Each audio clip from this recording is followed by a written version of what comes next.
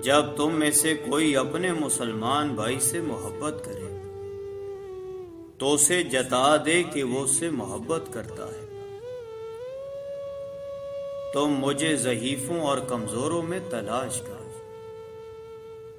کیونکہ تم کو رزق اور نصرت ضعیفوں کی برکت سے دی جاتی ہے۔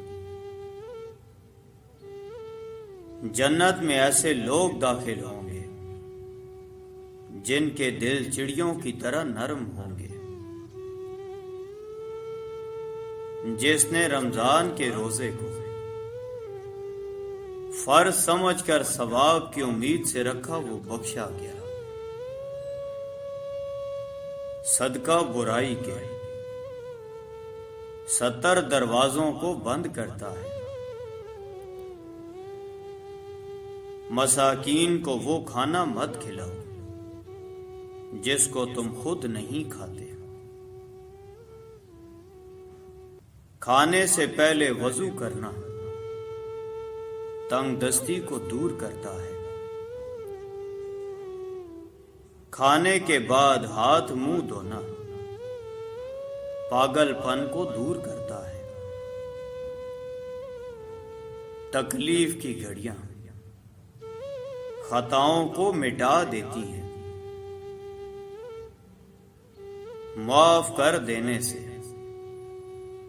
اللہ تعالی عزت میں اضافہ فرماتا ہے۔ اپنے والد کو نام سے نہ پکارا کرو اور نہ ان کے آگے چلایا کرو اور نہ ہی ان سے پہلے بیٹھا کرو۔ سب سے افضل صدقہ روٹھے ہوئے لوگوں میں صلح کرا دینا ہے۔ میری امت کے بوڑھے کی عزت کرنا میری عزت کرنا ہے۔ میری امت کی عورتوں کے لیے سونا اور ریشم حلال کر دیا گیا ہے اور مردوں پر حرام کر دیا گیا ہے۔ بے شک اللہ تعالی حیا اور پردے کو پسند فرماتا ہے۔ ہر کسی کے لیے وہی کچھ ہے جس کی اس نے نیت کی ہے۔ ہر چیز کی زکوٰۃ ہوتی ہے اور جسم کی زکوٰۃ روزہ ہے۔ روٹی کی عزت کرو کیونکہ اللہ تعالیٰ نے اس کو عزت دی ہے۔ جن باتوں کو شرع نے منع فرمایا ہے اگر تو ان سے بچے گا تو تو گویا سب سے بڑا عبادت گزار ہوگا۔